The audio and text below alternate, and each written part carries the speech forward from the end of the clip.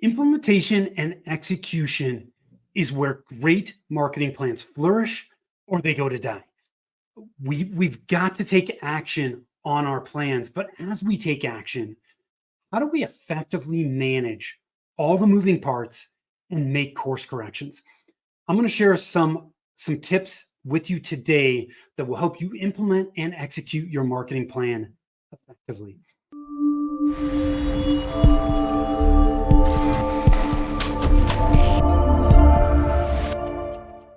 Hi, I am Tim Fitzpatrick with Rialto Marketing, where we believe you must remove your revenue roadblocks if you want to accelerate growth and grow faster.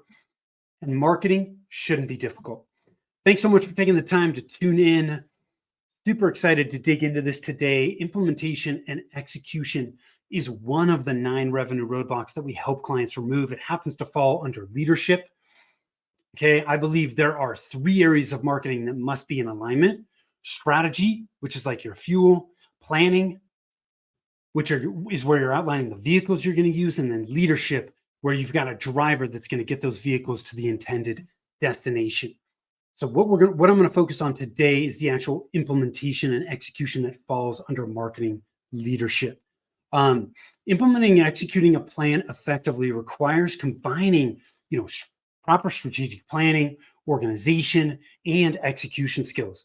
And I'm just going to share some of the top tips and tricks that have helped me, helped us as we work with clients, and I hope they do the same for you.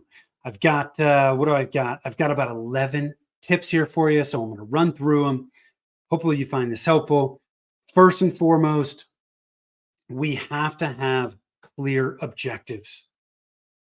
Okay, we have to define clear, specific, and achievable objectives. What are we trying to achieve with this plan, right? And understanding what you aim to accomplish is crucial for success. We have to have an idea of where we're headed. Otherwise, we're bound to wander about aimlessly, right? It's like, without having clear objectives, right? It's like just jumping in your car with no destination. You're just going to drive around the streets aimlessly, right? No point at all. So we've got to have clear objectives. Second thing, we've got to have a plan, okay? I mentioned strategy, planning, leadership. They're all critical elements that must be in alignment for your marketing to work successfully, consistently over a long period of time. We have to have a plan. Okay, plans help keep us focused and clear on what needs to be done. I highly recommend 90-day plans. Forget year-long plans. They're a waste of time. They get too complex, which gets in the way of actually implementing and executing effectively. So keep your plans in 90-day sprints. 90 days is long enough to start seeing traction. It's short enough where we can start to make course corrections and just wash, rinse, repeat every 90 days. And 90-day planning also keeps things simple. Helps you focus on the most important priorities, which leads me to number 3, prioritize. We have to identify the most critical tasks that need to get done in our plan, and we need to prioritize them, right? We want to focus on our high impact activities that are going to contribute significantly towards achieving our objectives. Okay, so you've got to prioritize. You can't do everything all at once. Prioritize what you can get done based on the resources that you have, and focus on each of those priorities one at a time and knock them out. It's so easy to get overwhelmed with planning and implementation and execution when we look at the whole picture and we see all this stuff that we got to get done. Break it down into the small little steps that need to get done each and every day, each week, and it'll become much, much simpler. It's not going to be easy. There's still going to be work involved, but it becomes much simpler. Number 4, have a timeline. We've got to identify the most critical tasks and prioritize them, as I mentioned. But then we need to assign realistic deadlines to each of these tasks, right? This helps us maintain momentum, and it ensures progress is made consistently. I have conversations with potential clients all the time who have invested in marketing for a long period of time, 9, 12 months, and they're not getting any results. And part of the problem here is there was never any timeline set. There was never any waypoints set at what are we going to get done in 3 months? What are we going to get done in 6 months, 9 months to make sure that we're actually making progress and we're headed towards that objective that we want to accomplish. When you don't have a timeline and you don't have metrics, which is the next thing I'm going to talk about, it becomes really difficult to identify whether you're making progress in the right direction. And if you're not making progress, be able to make course corrections. So that's number 4. Number 5, metrics. With metrics, we need to identify the metrics that will help us make strong, data-driven decisions on your progress, right? For long-term tactics, we need to set waypoints to determine if we're headed in the right direction. So I kind of touched on that. Metrics and your timeline are heavily intertwined.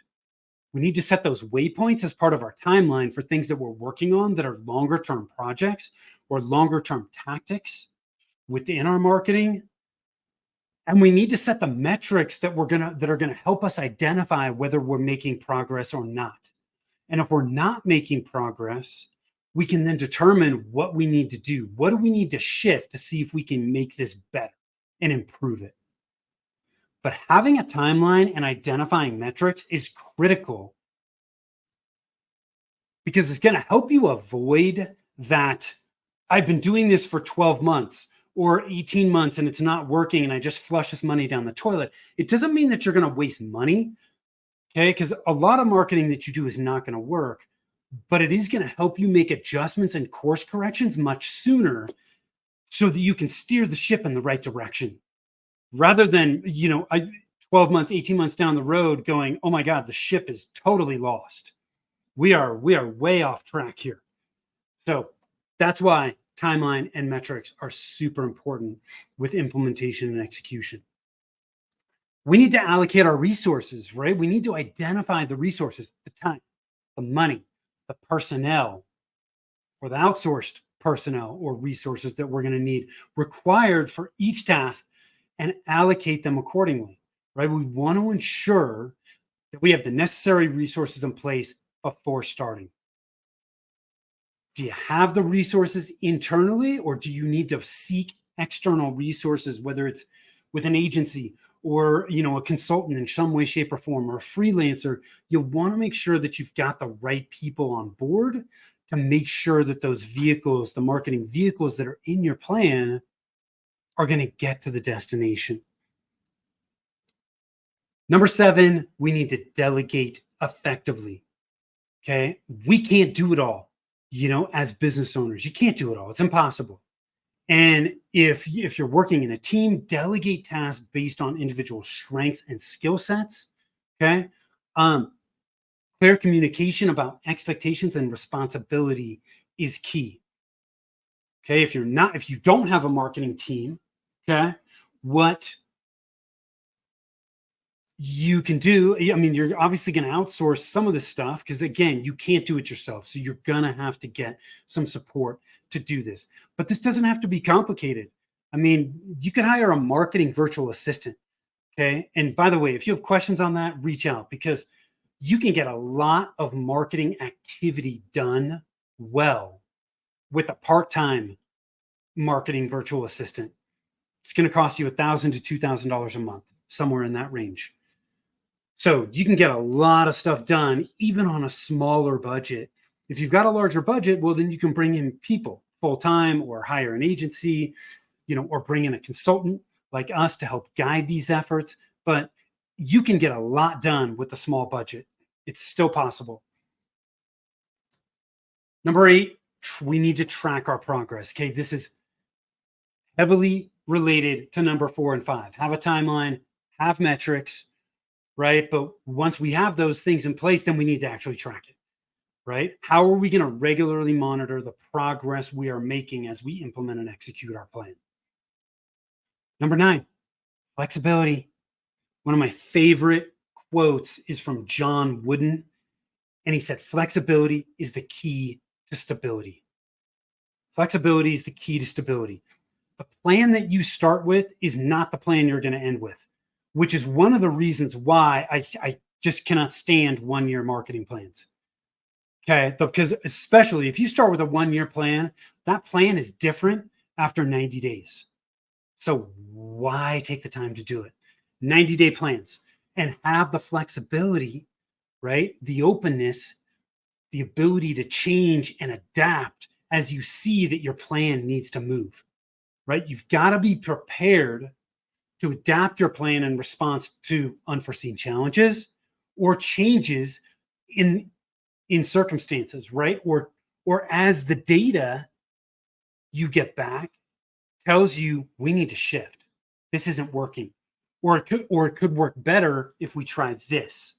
Okay. Flexibility is essential for dealing with, real world complexities that actually happen when you take action and you implement and execute. Super important. Number 10, 2 more, identify the risks, right? As we implement and execute our plan, we need to identify where the potential risks are. Where are the potential challenges that could hinder our ability to implement and execute this plan effectively? Then we can develop contingencies and tactics to minimize or eliminate them. You're not going to be able to foresee everything. You're not going to be able to eliminate everything, but this at least helps you have an idea of what might come up. And if it does, you're prepared to actually address it and handle it quickly so that you can address it and move on as fast as possible. Last one, number 11, review and reflect. Again, this is why it is so important, I think, to plan in 90-day sprints. At the end of that 90 days, we're reviewing the progress, the outcomes of our plan, and we reflect on what's working well and what's not, what can be improved. And then we can use these insights for continuous improvement. That's what it's all about. It's the little course corrections, the little improvements that you're making over time that make all the difference in your long-term marketing results. Review and reflect. I hope you have found these 11 tips in implementing and executing your marketing effectively helpful. If you've got further questions, you can always reach out to us over at rialtomarketing.com. Feel free to book a free discovery call. I'd be happy to chat with you and help you push through some of the roadblocks you're currently facing. The other tool that we've always got available for you is over at revenueroadblockscorecard.com. As I mentioned at the beginning of this episode, we focus on helping clients remove the 9 common revenue roadblocks that exist within marketing strategy, planning, and leadership. If you want to know which of the 9 are getting in your way right now and slowing down your growth, you can do that in less than 5 minutes. Get your customized report over at revenueroadblockscorecard.com. Thanks so much for tuning in. I appreciate you. Until next time, take care.